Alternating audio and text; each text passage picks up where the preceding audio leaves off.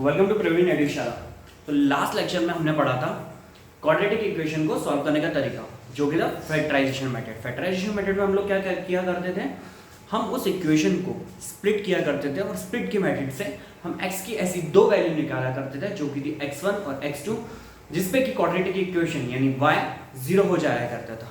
तो वो तो था हमारा सिर्फ एक प्राइम फैक्टराइजेशन मेथड के थ्रू एक क्वाड्रेटिक इक्वेशन को सॉल्व करना। पर क्या आपको पता है इसका एक फॉर्मूला मेथड भी होता है?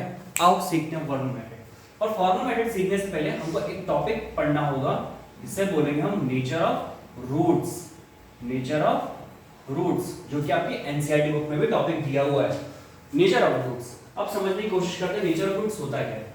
सबसे पहले तो हम फॉर्मूला लिखेंगे, कौन सा वाला, x को निकालने वाला फॉर्मूला, और वो क्या है, फॉर्मूला है minus b plus minus of under root of b square minus 4ac upon 2a। क्या है, minus b plus minus of b square minus 4ac। ठीक है, ये तो हो गया हमारा फॉर्मूला। ठीक है, दिख रहा है आपको? चलो, ये तो हो गया हमारा फॉर्मूला। अब इसको समझने की कोशिश करते हैं हम लोग। ठीक है सर, क्वाड्रेटिक इक्वेशन में तो दो वैल्यू होती है, एक x1 और x2, पर यहाँ पर तो फॉर्मूला सिर्फ एक है। और ये प्लस माइनस क्या है मैं आपको बताता हूँ। x1 की वैल्यू क्या होगी, माइनस ऑफ b प्लस, एक बार प्लस ले लेंगे हम,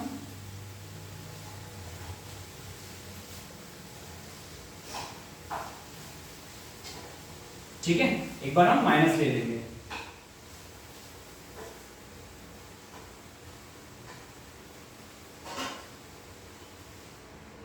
ये हो गया हमारी दूसरी वैल्यू। क्या हो गई हमारी, है दूसरी वैल्यू हो गई। ये तो हो गई हमारी दो वैल्यू। पर अब हम सीखते हैं एक क्वाड्रेटिक इक्वेशन की स्टैंडर्ड इक्वेशन क्या होती है। स्टैंडर्ड इक्वेशन क्या होती है, ये तो पता है आपको सबको। ये होती है ax square plus bx plus c equal to 0। ये तो हो गई हमारी एक इक्वेशन क्वाड्रेटिक की, जहां से हमें a की, b की और c की वैल्यू इसमें डालनी है और हमें x1 और x2 की वैल्यू निकालनी है। ये तो हो गया फॉर्मूला मेथड। पर अब थोड़ा फॉर्मूला मेथड को थोड़ा सा जूम आउट करते हैं और सीखते हैं कुछ डिफरेंट चीजें। अब सबसे पहले तो हम ये देखेंगे अंडर, ये स्क्वायर रूट के अंदर क्या दिया हुआ है, b स्क्वायर माइनस 4ac। क्या दिया हुआ है, b स्क्वायर माइनस 4ac। इसको हम मालूम क्या बोलते हैं, क्या बोलते हैं, डिस्क्रिमिनेंट। क्या बोलते हैं, डिस्क्रिमिनेंट। इसको बोलते हैं हम डिस्क्रिमिनेंट। इसी के ऊपर पूरा का पूरा नेचर ऑफ रूट्स बेस्ड है। नेचर ऑफ रूट्स मतलब क्या, रूट्स मतलब क्या, x1 और x2, इनके नेचर क्या होंगे। ठीक है, अब हम देखते हैं। तो केस वन क्या, जो हमारा डिस्क्रिमिनेंट है b स्क्वायर माइनस 4ac, या तो ये 0 से बड़ा हो सकता है। केस टू, या तो ये b स्क्वायर माइनस 4ac 0 के बराबर हो सकता है, या तो case three, b square minus 4ac 0 से छोटा हो सकता है। चलो केस वन को हम स्टडी करते हैं, हम समझने की कोशिश करेंगे हुआ क्या। अगर केस वन यानी फॉर्मूला क्या बोल रहा है, minus b plus minus under root of b square minus 4ac upon क्या है 2a। यानी कि जो अंदर की जो वैल्यू है, ये अगर अंदर की वैल्यू 0 से बड़ी होती है तो ऑब्वियस सी बात है यहां पर एक पॉजिटिव नंबर आएगा, पॉजिटिव नंबर आएगा, एक पॉजिटिव नंबर आएगा, और पॉजिटिव नंबर आएगा तो बाहर भी एक पॉजिटिव नंबर आएगा। तो यहां पर हमको दो वैल्यू मिल जाएगी, एक x1 और एक x2। यानी यहां पर रूट्स क्या होंगे, सबसे पहले तो रियल होंगे। अब मैं आपको बताता हूं, यहां पर रियल दो टाइप के नंबर होते हैं, एक होते हैं रियल नंबर, दूसरे होते हैं इमेजिनरी नंबर। तो सबसे पहले थोड़ा सा हम सीख लेते हैं रियल और इमेजिनरी नंबर के बारे में, ताकि आपको बेटर अंडरस्टैंडिंग मिले। सारे के सारे रैशनल इररेशनल नंबर और जो भी एक नंबर लाइन पर रिप्रेजेंट हो सके, यानी from right from minus infinity to plus infinity, from rational to irrational, ये सारे के सारे नंबर रियल नंबर होते हैं। अब हम समझते हैं इमेजिनरी नंबर होते क्या है। फिलहाल आपको ये पढ़ने की जरूरत भी नहीं है, ये 11वीं क्लास में आएगा। कुछ नंबर होते हैं ये 2 डायमेंशन पर रिप्रेजेंट होते हैं, सिंपल सी बात, रियल नंबर। लोग बोलेंगे what is real number, Google में सर्च करोगे real number is a number which can be represented on the number scale which are rational irrational, different theory. Simple सी बात है, 2 डायमेंशन में रिप्रेजेंट होते हैं वो रियल नंबर होते हैं, 3 डायमेंशन में जो रिप्रेजेंट होते हैं इमेजिनरी नंबर होते हैं। सर क्या बात कर रहे हैं, 2 डायमेंशन यानी कैसा, x एक्सिस और y एक्सिस। इमेजिनरी क्या होता है, x एक्सिस भी है, y एक्सिस है, एक एक्सिस और होती है, इसको होता है z एक्सिस। यानी कि कुछ इस तरीके से समझने की कोशिश करेंगे, 3 एक्सिस, ये हो गए x, ये y, ये तो प्लेन हो गया हमारा जो हमारा 2D होता है। फिर हम अगर 2D की बात करें, अगर ये x एक्सिस है, ये y एक्सिस है, ये इस तरीके से दिखता है, राइट। अब मैं इसको यूं नीचे लेटा दूं और एक उंगली खड़ी कर दूं, ये तो x एक्सिस, ये y एक्सिस, ये z एक्सिस, यानी कि इसको थोड़ा इस तरीके से, ये x एक्सिस, ये z एक्सिस, ये y, ये तो हो गया 2D का प्लेन और एक ये 3 डायमेंशनल नंबर होते हैं। यानी नंबर सिर्फ प्लेन पे नहीं है, ये हवा में भी नंबर है, ठीक है। थोड़ा सा इस तरीके से इमेजिन कर सकते हो, ठीक है। ये प्लेन है, ठीक है। उसके बाद इस तरीके से ये हो गया आपका x एक्सिस, ये y एक्सिस, ये z एक्सिस, ये 3 डायमेंशनल है। अभी जो आप पढ़ते थे ये इस तरीके से लेते हैं, यहां पर पॉइंट है, यहां पर पॉइंट है, यहां पर पॉइंट है, पर जब हवा में पॉइंट होगा तो 3 डायमेंशन होंगे, ठीक है। तो सिंपल इस टाइप के नंबर को भी बोलते हैं, और इनको इस तरीके से रिप्रेजेंट करें, 2 + 3 आयोटा, इनको आयोटा बोलते हैं, इस तरीके से रिप्रेजेंट होता है। बट आपको इतना डीप में जाने की जरूरत नहीं, बस इतना समझ लेना है कि रियल नंबर होंगे, ठीक है। क्या होंगे, रियल नंबर। अब एक चीज और समझने की जरूरत है, जब भी अंडर रूट ऑफ में नेगेटिव नंबर होते हैं तो हमेशा इमेजिनरी नंबर आते हैं। कौन से नंबर आते हैं, इमेजिनरी नंबर आते हैं। जब भी अंडर रूट में नेगेटिव नंबर होगा तो वो इमेजिनरी नंबर होगा, ठीक है। तो ये हो गया आपका रियल नंबर और इमेजिनरी नंबर के बारे में चीज, ठीक है। अब ये तो अब जो रूट्स हैं x1 और x2, क्योंकि अंडर रूट में पॉजिटिव आया तो रियल नंबर होगा, ठीक है। और यहां पर एक यूनिक नंबर आया है तो डिस्टिंक्ट होंगे, डिस्टिंक्ट यानी कि अलग अलग डिस्टिंक्ट होंगे, क्योंकि एक बार आप प्लस करोगे तो एक डिफरेंट नंबर मिलेगा, माइनस करोगे तो एक डिफरेंट नंबर मिलेगा, ये हो गया डिस्टिंक्ट। अब इस केस को स्टडी करते हैं, ठीक है। मैं इसको रब करता हूं, दोबारा लिखते हैं ताकि हम स्टडी कर सकें। अब केस 2, अब x की वैल्यू क्या है, -b plus minus of under root of b square minus 4ac upon 2a, यही है। अगर ये पार्ट 0 हो गया, पर अंडर रूट ऑफ 0 तो 0 ही होता है, तो ये हो गया हमारा क्या, 0। अभी 0 हो गया तो कोई सेंस ही नहीं लिखने का, बचा क्या, अभी प्लस माइनस आ गया, कुछ नहीं बचा, तो इसका भी कोई रिप्रेजेंटेशन नहीं रहा, तो बचा क्या सर, यहां पर तो सिर्फ एक ही वैल्यू आने वाली है, वो कौन सी, सिर्फ सर एक ही आने वाली है, मतलब x1 आ गया, x2 कहां गया, मैं आपको बताता हूं। यहां पर x1 और x2 दोनों इक्वल है, और दोनों की वैल्यू कितनी होगी, -b/2a, तो यानी यहां पर रूट्स तो रियल होंगे बट इक्वल होंगे, और x की वैल्यू कितनी होगी, -b/2a, ठीक है। अब लास्ट वाला देखते हैं। अब फॉर्मूला हमारा क्या है, x = -b plus minus of under root of b square minus 4ac upon 2a, यही है हमारा फॉर्मूला। अब समझते हैं, अगर ये वैल्यू 0 से छोटी होगी तो नेगेटिव नंबर होगा, और मैंने अभी आपको बताया था अंडर रूट ऑफ में कभी भी नेगेटिव नंबर होता है तो इमेजिनरी नंबर बनता है। कौन सा नंबर बनता है, इमेजिनरी नंबर बनता है, ठीक है। तो सबसे पहले तो ये इमेजिनरी नंबर होगा। अब डिस्टिंक्ट और इक्वल की बात छोड़ो, ये एग्जिस्ट ही नहीं करेगा, ठीक है, एक्सटेंड ही नहीं करेगा, एग्जिस्ट ही नहीं करेगा, तो डिस्टिंक्ट का कुछ केस ही नहीं, इमेजिनरी नंबर एंड, और ये कह सकते हैं do not exist, do not exist. क्योंकि रियल लाइफ एप्लीकेशन जो हम सॉल्व करते हैं उसमें हमें रियल नंबर की जरूरत है, हमें ऐसे इमेजिनरी नंबर की जरूरत है ही नहीं।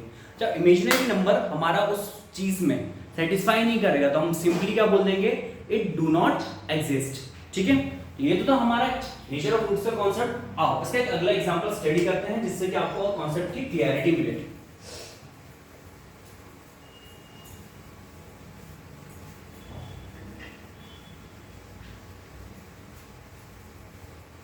देखो अब आगे वाला एग्जांपल क्या बोल रहे हैं, देखो ठीक है। यहां पर हमारा एग्जांपल नंबर 7, एग्जांपल नंबर 7 है, क्या बोल रहा, find the discriminant of the quadratic equation. Example 7 है, फाइंड द डिस्क्रिमिनेंट, ठीक है, find the discriminant of the quadratic equation of the quadratic equation, ठीक है। क्वाड्रेटिक इक्वेशन क्या दी गई है, 2x² minus 4x plus 3 equal to 0, ये दी गई है हमारी क्वाड्रेटिक इक्वेशन, ठीक है, यही दी गई है। And nature of its roots, and find the nature of roots, and find nature of roots, ठीक है, नेचर ऑफ हमें रूट्स भी निकालने हैं। सबसे पहले तो हम इसको कंपेयर कर देंगे स्टैंडर्ड इक्वेशन से, ठीक है, किससे कंपेयर कर देंगे, स्टैंडर्ड इक्वेशन से। आओ देखते हैं कैसे ये हम सॉल्व करेंगे, ठीक है। तो सबसे पहले तो जब हम कंपेयर करेंगे standard equation ax² plus bx plus c equal to 0, यही हुआ। हमने यहां पर देखा a इक्वल टू कितना है, a इक्वल टू 2 आया, b equal to -4, c equal to कितना है 3, ठीक है। सबसे पहले तो हमें डिस्क्रिमिनेंट निकालना है, d for discriminant that is equal to b² minus 4ac। b² क्या है, -4 का होल स्क्वायर -4, a क्या है 2, c क्या है 3, 4 4 जा 16 और प्लस 16 होगा, 4 2 जा 8, 8 3 जा 24। ये क्या हुआ, नेगेटिव नंबर आ गया, ये तो d तो क्या हो गया नेगेटिव। यहाँ पर हमारा डिस्क्रिमिनेंट क्या हो चुका है, नेगेटिव हो चुका है। ध्यान से देखना, डिस्क्रिमिनेंट क्या हो चुका है, नेगेटिव। अब जब डिस्क्रिमिनेंट नेगेटिव होता है, ठीक है, जब डिस्क्रिमिनेंट हमारा नेगेटिव होता है तो क्या होता है, ठीक है, जब हमारा नंबर डिस्क्रिमिनेंट 0 होता है, हमको पता है जब हमारा डिस्क्रिमिनेंट लेस देन 0 होता है और नेगेटिव होता है तो हम क्या समझते हैं उससे कि रूट्स डू नॉट एग्जिस्ट।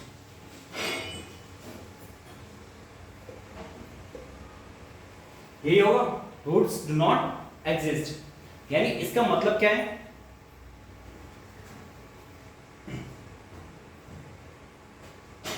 ठीक है, यानी रूट्स एग्जिस्ट करते ही नहीं है, यानी ऐसी कोई भी x1 एंड x2 की वैल्यू है ही नहीं, एग्जिस्ट होती है ही नहीं इस इक्वेशन में पर्टिकुलर। तो ये था आपका एग्जांपल नंबर 7 और थोड़ा सा टॉपिक नेचर ऑफ रूट्स के बारे में, ठीक है। अब हम अगला स्टडी करते हैं एग्जांपल नंबर 8। तो मैं बोर्ड को रब करता हूँ, नोट डाउन करता हूँ और वापस मिलता हूँ आपसे 1 सेकंड में।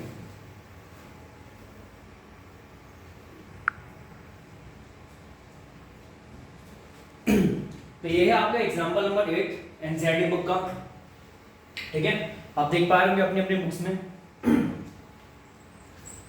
क्वेश्चन क्या है, a pole has to be erected at a point on a boundary of a circular park. सबसे पहले तो हम डायग्राम इमेजिन कर लेंगे। किसी भी क्वेश्चन का जब आप इमेजिन कर लेते हो ना, किसी भी क्वेश्चन का जब आप इमेजिन कर लेते हो तो आपका आधा क्वेश्चन तो वहीं पर सॉल्व हो जाता है। यहाँ पर क्या किसके बारे में बात हो रही है, सर्कुलर पार्क के बारे में। ये हो गया हमारा एक सर्कुलर पार्क, ठीक है। A pole has to be erected at a point on the boundary of a circular park. यहाँ तक का मतलब क्या है, एक पोल है यानी खंबा, इसको इस बाउंड्री पे किसी एक जगह पे, एक बार अच्छे से डायग्राम बनाता हूँ मैं ताकि आपको और बेहतर समझ में, ठीक। एक सर्कुलर पार्क है, चलो अच्छा मान लो इस बार एक सर्कुलर पार्क है, इसमें पोल हमें इसकी बाउंड्री पे किसी जगह पे गड़ाना, हो सकता है हम यहाँ पर गड़ाएं, हो सकता है हम यहाँ पर गड़ाएं, यहाँ पर यहाँ पर यहाँ पर किसी जगह पे भी गड़ा सकते हैं। देखते हैं, circular park of diameter 13 meter, इसका डायमीटर कितना है 13 मीटर। अगर हम यहाँ से यहाँ तक की लेंथ नापें तो ये कितनी है 13 मीटर, ये डायमीटर कितना है इसका 13 मीटर है, रेडियस कितना होगा 13/2, ठीक है। ये तो बेसिक चीज पता होगा। In such a way that the differences of its distance from two diametrically opposite fixed gates A and B on the boundary is 7 meters। अब समझने की कोशिश करते हैं, ठीक है। हमको पोल एक इस तरीके से गड़ाना है सर्कुलर बाउंड्री पे, ठीक है। In such a way that the differences of its distances, यानी उस पोल का डिस्टेंस, ठीक है, पोल का डिफरेंस का जो डिफरेंस है किस किस पॉइंट से, two diametrically opposite fixed gates A and B. सबसे पहले तो डायमेट्रिकली अपोजिट फिक्स्ड गेट क्या होंगे,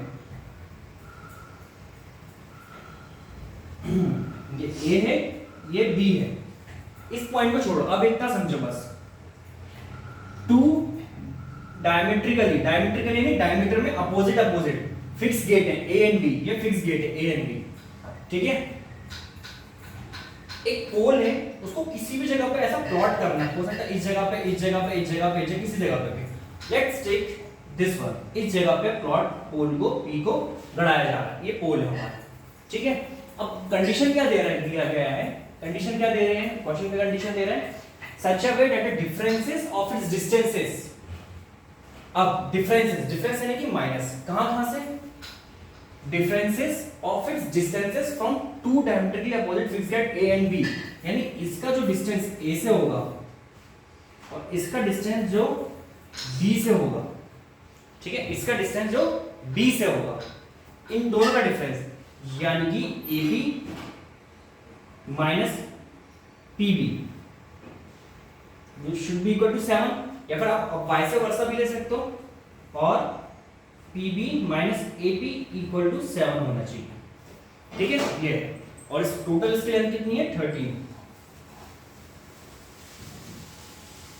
if it is possible, is it possible to do so, if yes what distances from two gates should the pole be erected, यानी कि जगह पे गड़ाना चाहिए। आपका ये पोल हो गया, ठीक है। इस डायग्राम को मैं थोड़ा सा कन्वीनियंट बनाने के लिए मैं थोड़ा दूसरी तरीके से ड्रॉ करता हूं ताकि आपको समझ में आ जाए। बस P पॉइंट को मैं इसको इधर ले रहा हूं, ये पॉइंट को मैं इधर ले रहा हूं ताकि आपको थोड़ा सा ज्यादा अच्छे से समझ में आ जाए, ठीक है।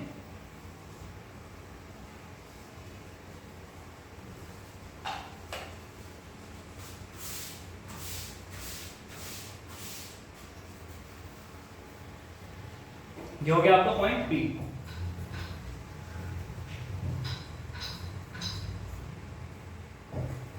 ठीक है। एक सेकेंड,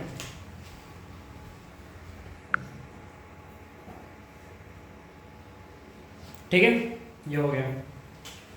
अब आपको मैं पहले एक छोटा सा कॉन्सेप्ट बताता हूं। जब भी आप एक सर्कल ड्रॉ करते हैं, कोई भी डायमीटर होगी उसका सेंटर पॉइंट, आप किसी भी पॉइंट पे कोई भी इस बाउंड्री पे कहीं भी पॉइंट प्लॉट करो, सपोज यहां पर ले लो, चलो इससे दो लाइन जब भी आप खींचोगे, ये वाली और एक ये वाली, इन दोनों लाइन के बीच में हमेशा एंगल 90 डिग्री का होगा, ये बात हमेशा याद रखना, चाहे वो इस जगह पे हो चाहे वो इस जगह पे हो। सब इस पॉइंट पे ले लेते हैं, ये 90 डिग्री होगा, ठीक है। तो उस तरीके से ये भी कितना डिग्री होगा 90 डिग्री होगा, ठीक है। ये कॉन्सेप्ट याद रखना। अब चलो स्टार्ट करते हैं। अब ऑब्वियसली बात है, जहां 90 डिग्री आएगा वहां पाइथागोरस थ्योरम सबसे पहले आ जाएगा।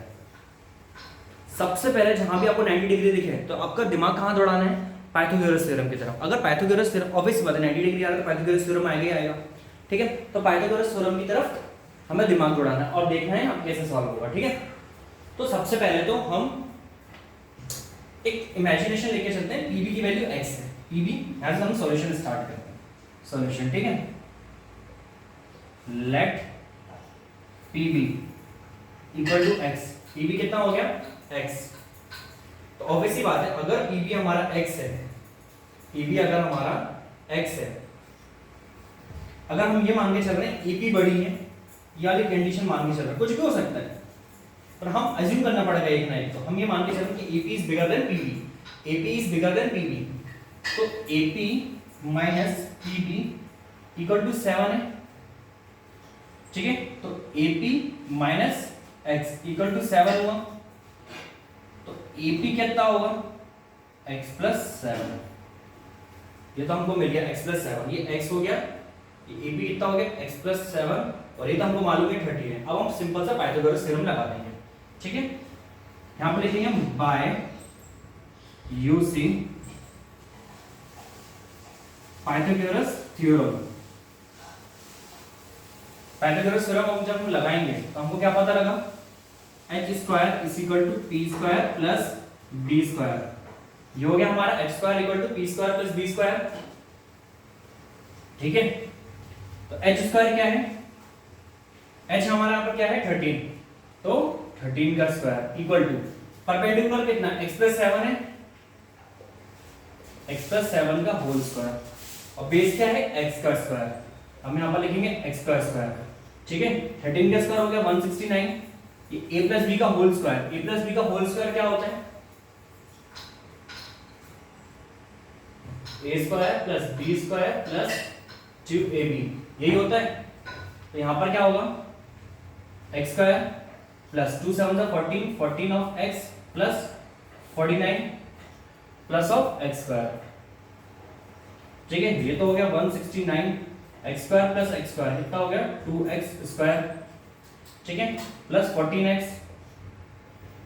प्लस ऑफ 49, ठीक है, अब हम इस पूरी इक्वेशन को आगे इधर ले आ रहे हैं, या फिर एक काम करते हैं 169 को उठा के उधर लेके जाते हैं, ज्यादा इजी पड़ेगा, तो 2x square plus 14x plus 49 minus of 169, ठीक है, अब 2x square plus 14x plus 169 में से 49 माइनस करो कितना आता है 0,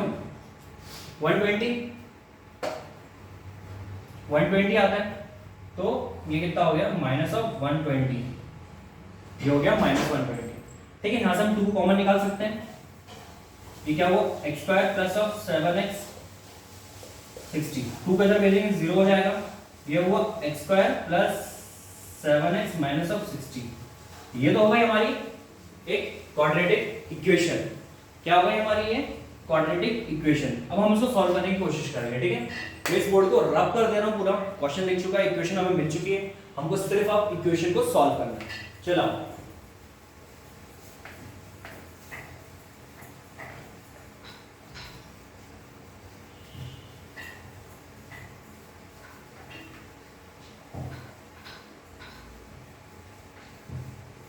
हमको चाहिए सिर्फ ये इक्वेशन, इक्वेशन क्या है x square plus 7x minus 60 equal to 0, ये हो गई हमारी इक्वेशन। हमारा फॉर्मूला मेथड क्या बोलता है minus b plus minus of under root of b square minus 4ac upon 2a, यही फॉर्मूला है, चलो डालते हैं। सबसे पहले तो माइनस बी कितना होगा, माइनस बी यानी कि minus 7 plus minus of under root of b square यानी कितना 7 का स्क्वायर, a यानी कितना 1, c यानी कितना 60, और वो भी किसका माइनस 60, किसका माइनस ऑफ 60, ठीक है, अपॉन 2a, 2a a यानी कि 1, चलो आप सॉल्व करते हैं, ये हो गया हमारा minus 7 plus under root of 49, ये कितना हुआ 49 माइनस माइनस माइनस प्लस तो हो ही गया, 6 4 जा 24, तो ये होगा 240, अब ये कितना हो गया 289, ठीक है, ये हो गया 289 minus 7 plus minus of under root of 289 upon 2, यहां पर हमको पता लगा डिस्क्रिमिनेंट इज ग्रेटर देन 0, तो रूट्स क्या होंगे इसके, रियल एंड डिस्टिंक्ट, ये होगा। अब देखो -7, अब ये 289 किसका स्क्वायर होता है, 17 का, 7 × 17 कितना होता है, 289 होता है। तो बाहर कितना आएगा, ±17/2। एक x1 की वैल्यू कितनी हो जाएगी, -7 + 17/2। दूसरी x2 की वैल्यू कितनी हो जाएगी, -7 - 17/2। ये आपकी दो वैल्यू आ जाएगी आपको, ठीक है। ये तो हो गया आपका पूरा का पूरा सॉल्यूशन। यानी हमको क्या पता लगा, यहाँ पर रूट्स कैसे हैं, यानी कि रियल है। और अगर रूट्स लिटरली अगर रियल रूट्स हैं तो यानी x की ऐसी वैल्यू एग्जिस्ट करती है, राइट। अब ये तो नेगेटिव वैल्यू है, तो लेंथ कभी भी नेगेटिव होती है, तो सिर्फ इसी वैल्यू को एक्सेप्ट किया जाएगा, ठीक है। इसी वैल्यू को एक्सेप्ट किया जाएगा, यानी कि 10/2 यानी कि 5, यानी x = 5। यानी कि जो हमने सर्कल बनाया था, ठीक है, सर्कल बनाया था, ये जो P था, ये जो A था, ये जो B था, हमने x किसको माना था, इसको माना था, ये 5 होगा, ठीक है। x PP को माना था, ये 5 होगा। और दूसरा क्या था, 7 + x था, 7 + 5 यानी कि 13, ये 13 हो जाएगा। ये आपका कितना दिया हुआ था, डायमीटर जो भी दिया हुआ था, मुझे याद नहीं है जो भी था। तो ये हो गया आपका 13, आई थिंक 13 था, हाँ 13 था या जो भी था, अब वो हो गया। यानी अब बस मेन क्वेश्चन का मुद्दा ये है कि वो एग्जिस्ट करता है या नहीं करता, कि हाँ अगर x की रियल वैल्यू आई है तो एग्जिस्ट करता है। बट यहाँ पर एक चीज और है, अगर x की दोनों वैल्यू नेगेटिव नेगेटिव आ जाती है, वैसे तो पॉसिबल था नहीं कि नेगेटिव आ जाए, बट स्टिल इन केस अगर नेगेटिव वैल्यू आ जाती, ठीक है, नेगेटिव वैल्यू अगर आ जाती तो भी ये एग्जिस्ट नहीं करता। क्यों? क्योंकि लेंथ कभी भी नेगेटिव नहीं होती है। लेंथ कभी अब नेगेटिव हो सकती है, मैं बोलूँ यहाँ से मैं इस पॉइंट से मैं इस पॉइंट पे जा रहा हूँ, तो या तो मैंने +1 किलोमीटर होगा, +2 किलोमीटर होगा, समथिंग एक पॉजिटिव डिस्टेंस ट्रेवल होगा कि नहीं होगा ना, होगा, ऑब्वियस सी बात है। मैं ये तो कभी बोल नहीं सकता हूँ ना कि मैंने -2 डिस्टेंस ट्रेवल किया। सपोज मैं यहाँ पर खड़ा हूँ, मैं यहाँ पर गया तो मैंने 1 मीटर डिस्टेंस ट्रेवल किया, वापस आ रहा, अब मैं पीछे आ गया तो बोलूंगा नहीं कि -1 किया, क्योंकि भाई ट्रैवल तो मैंने 1 किया ना, चाहे इस डायरेक्शन में किया हो चाहे इस डायरेक्शन में किया हो। नेगेटिव डिस्टेंस कभी आप ट्रैवल कर नहीं सकते हो, तो डिस्टेंस और लेंथ कभी भी नेगेटिव नहीं हो सकती है। तो नेगेटिव ये तो इसलिए हमने इसको इग्नोर कर दिया, इसलिए हमने इसको एक्सेप्ट कर लिया क्योंकि ये पॉजिटिव थी। अगर ये भी नेगेटिव होता, दोनों लेंथ नेगेटिव थी, यानी उस केस में भी रूट्स तो रियल और डिस्टिंक्ट होते ही होते, बट रूट फिर से बोल रहा हूं, रूट्स रियल और डिस्टिंक्ट होते, बट इस क्वेश्चन के हिसाब से ऐसा पी पॉइंट एग्जिस्ट करता ही नहीं क्योंकि नेगेटिव आया। अब क्योंकि यहाँ पर पॉजिटिव आ गया तो रूट्स तो रियल एंड डिस्टिंक्ट हैं और पॉजिटिव भी है, x की वैल्यू लेंथ पॉजिटिव है, तो यानी ऐसा पी पॉइंट एग्जिस्ट करता है, ठीक है। अगर दोनों नेगेटिव हो जाते तो पॉइंट एग्जिस्ट नहीं करता। क्यों? क्योंकि रूट्स रियल थे नहीं, रूट्स तो रियल एंड डिस्टिंक्ट दोनों केस में रहेंगे, चाहे ये दोनों माइनस है चाहे प्लस है। समझ गए ना, क्लियरिटी मिल रही है आपको, ठीक है। ये पॉजिटिव था इसलिए पी पॉइंट एग्जिस्ट करता है, अगर ये दोनों नेगेटिव होते तब भी ये पी पॉइंट एग्जिस्ट नहीं करता, इवन दो रूट्स रियली क्यों ना होते हैं, ठीक है। दोनों नेगेटिव होते तब भी रूट्स रियल होते, राइट, होते कि नहीं होते, नेगेटिव होते तब भी रूट्स रियल एंड डिस्टिंक्ट होते, बट इस क्वेश्चन के हिसाब से पी पॉइंट एग्जिस्ट नहीं करता, ठीक है। और अगर हमारा इमेजिनरी हो जाते हैं तब तो ऑब्वियसली बात है एग्जिस्ट करता ही नहीं, इक्वल होते तब भी एग्जिस्ट कर जाता है, कोई दिक्कत नहीं थी, ठीक है। तो ये था हमारा एग्जांपल नंबर 8। अब हम देखते हैं अब आगे क्या है, example I think example number 9 है। एग्जांपल नंबर हमारा 9 है और वो क्या बोल रहा है, find the discriminant of the equation 3x²। इसको भी क्वेश्चन हम खत्म करते हैं, नेक्स्ट वीडियो हम लोग एक्सरसाइज 4.3 सॉल्व करेंगे, ठीक है। तो मैं इस बोर्ड को रफ करता हूँ, एग्जांपल नंबर 9 नोट करता हूँ, फिर इसको सॉल्व करते हैं, ठीक है। जस्ट 2 मिनट दो मुझे, आई विल गेट इट, ठीक है।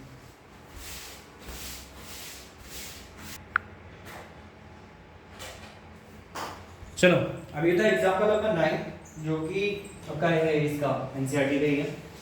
तो हमको क्या बोला, find the discriminant of the equation and hence find the its root if they are real. सबसे पहले तो कुछ नहीं करना हमको, सिर्फ अगर इसके रूट्स रियल है तो हमको इसके रूट्स निकाल देने हैं बस, ठीक है। सबसे पहले तो हमें इक्वेशन लिखनी है, क्या है 3x² माइनस ऑफ 2x, यहां से हम सॉल्यूशन स्टार्ट कर रहे हैं, प्लस 1/3। देखो आप इसको डायरेक्ट भी सॉल्व कर सकते हो, a की वैल्यू 3, b की वैल्यू -2, c की वैल्यू 1/3, बट मैं आपको सजेस्ट करूंगा इसको आप सिंपलीफाई कर लो। कैसे? इस इक्वेशन को मल्टीप्लाई और डिवाइड कर दो 3 से, ठीक है।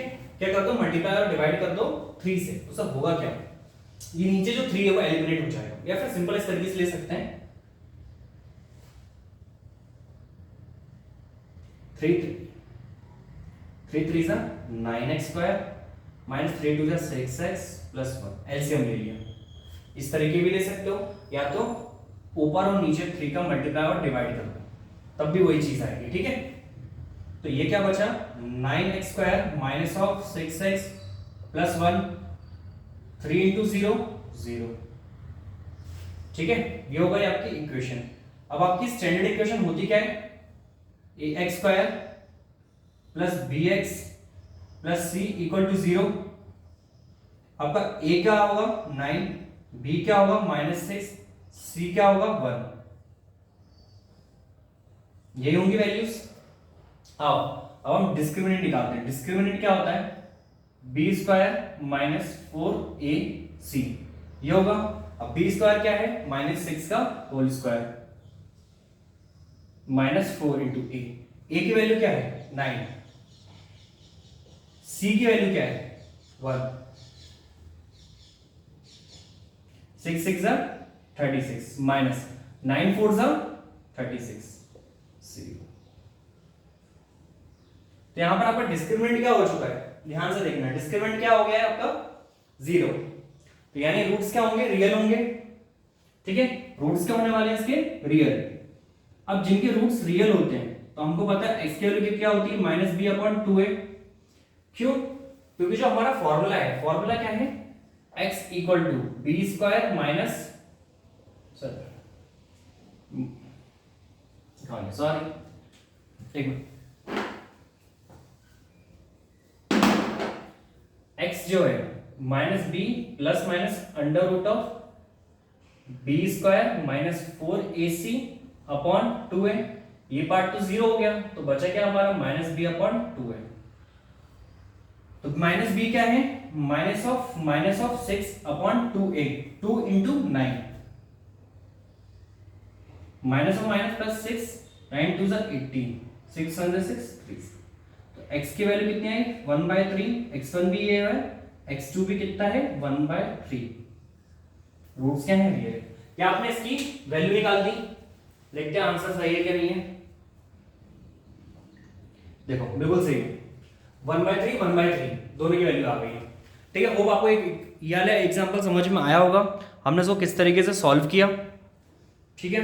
पूरा का पूरा कैसे रियल रूट्स थे हमने किस तरीके से निकाला, बहुत ही सिंपल सा क्वेश्चन था। बस हमें सीखने लायक क्या था कि ये जो दिया गया था वो घुमाने फिराने के लिए, आप उसको इस तरीके से भी सॉल्व कर सकते थे, इसको a मान के, इसको b मान के, इसको c मान के, आपका आंसर तब भी यही आता।